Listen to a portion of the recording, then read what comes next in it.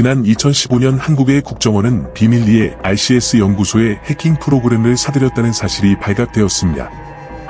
RCS 연구소는 이탈리아 밀란에 위치한 전문 해킹 연구소이며 2014년에 국경 없는 기자회는 RCS 연구소를 인터넷 오적 중 하나로 규정하였습니다. 이후 RCS 연구소는 공공의 표적이 되어 2015년 서버가 통째로 해킹당하게 되었고 내부 자료는 모두 강제로 공개되었으며 공개된 문서에는 한국의 육군 5163분 부대가 등장하였습니다. 이는 국정원이 해킹 프로그램을 구입한 내역이 명백하게 밝혀진 것입니다. RCS의 해킹 프로그램이 깔리게 되면 문자, 주소록, 카톡 등 모든 SNS 등을 훔쳐볼 수 있고 GPS를 알아내 위치 추적이 가능하며 실시간으로 기기의 화면을 지켜볼 수 있고 스마트폰, 노트북의 카메라와 마이크까지도 원격으로 제어할 수 있습니다.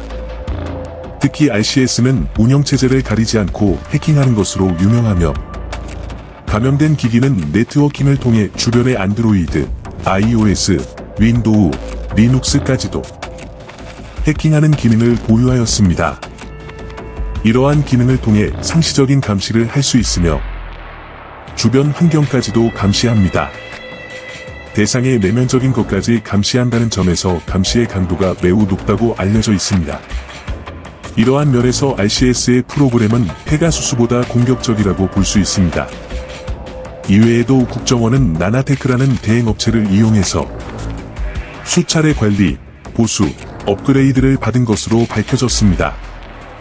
이후 국정원은 RCS의 스파이웨어를 이용한 대선 개입과 민간인 사찰 논란에 휩싸이게 되었고 검찰 수사를 받게 되었습니다. 수사는 최동욱 당시 검찰총장이 지시했으며 이후 최동욱 검찰총장의 혼외자 의혹이 조선일보에 보도되었고 최 총장은 의혹이 제기된 일주일 뒤에 자진 사퇴하였다고 알려져 있습니다. 정권의 수뇌부가 최 총장을 찍어냈다는 의혹도 남아있습니다. 또한 국정원에서 RCS 해킹 프로그램의 구입에 관여했던 임 팀장이 자살을 하는 사건이 발생하였으며 유서에는 정말 내국인에 대한 선거에 대한 사찰은 전혀 없었다라고 적혀 있었습니다. 국정원도 민간인 사찰 의혹을 전면 부인했고 법을 철저하게 준수했고 법을 어긴 적이 없다고 강조했으며 국정원이 지켜야 하는 국민을 감시하는 사악한 감시자로 만들어서는 안 된다고 성명서를 발표하고 당시 이병호 국정원장은 국민을 상대로 해킹을 했다면 어떤 처벌도 받겠다고 강조했습니다. 하지만 RCS 연구소의 로그 파일에서 국내 IP가 무더기로 발견되었고 왜 카카오톡을 해킹할 수 있는 기술을 추가로 문의하였는지 의문이 완전히 해소되지 않았으며 또한 왜 애니팡, 모두의 마블, 드래곤 플라이 등 게임 어플리케이션에 악성 코드를 심었는지도 의문이 해소되지 않았습니다. 오병일 활동가도 이것은 내국인을 감시할 목적으로 RCS를 구입했다는 정황적 증거들이라고 말했습니다. 진보 네트워크 센터에서 RCS 탐지용 백신 디텍트를 배포하였지만 해당 백신으로 감염자를 찾지는 못하였습니다. 해킹 프로그램을 통한 민간인 사찰 의혹으로 인해서 국정원은 대공수사권 오남용으로 존재의 존폐가 걸리는 상황에 처하게 되었고 김상욱 씨는 관련된 일련의 사건들에 의한 그 추유가 박근혜 대통령의 탄핵이었다라고 주장하였습니다.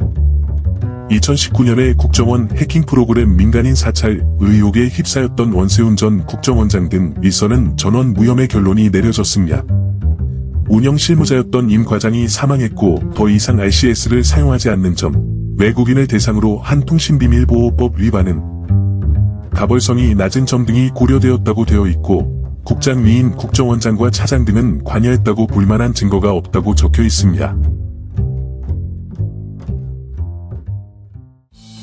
2015년 RCS 연구소는 해킹을 당해 내부 정보가 강제로 공개된 이후 위기를 겪으며 합병과 개편 등 여러 차례 변혁을 겪게 되었고 현재는 사이버 전문가 집단인 사이 4개입 그룹에 합병이 된 상태이며 2015년 이후로도 계속해서 해킹 프로그램을 연구 개발하여 2022년에는 허미트이라는 최신 해킹 프로그램을 개발하기에 이르렀습니다.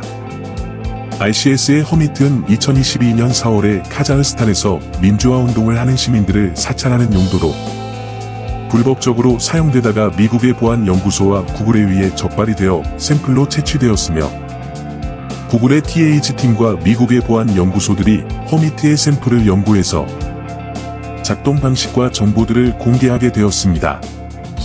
ICS랩스는 보안 솔루션을 제공하는 기업인 타이클랩과 몰래 협력하여 허미트를 개발한 것으로 확인되며 허미트는 가장 민감한 데이터의 요구사항까지 처리할 수 있는 급의 정보 수집 능력을 지닌 것으로 발표되었습니다. 또한 스파이 활동을 숨기기 위해 모듈을 이용하는 방식으로 작동되며 기능이 필요할 때마다 추가적인 페이로드에 숨겨서 추가적인 모듈을 다운로드 받는 방식으로 작동된다고 밝혀져 있습니다. 허미트는 합법적인 프로그램으로 위장하여 숨어있고 백그라운드에서 악의적인 활동을 전개하며 전세계에 퍼져있는 C2 서버와 통신을 통해 모듈들을 다운로드하여 사용됩니다. 각각의 모듈의 기능은 서로 완전히 다른 것들이며 보안 연구소들은 적어도 25개의 모듈이 있는 것을 확인하였고 16개의 모듈의 정체를 밝혀내었습니다.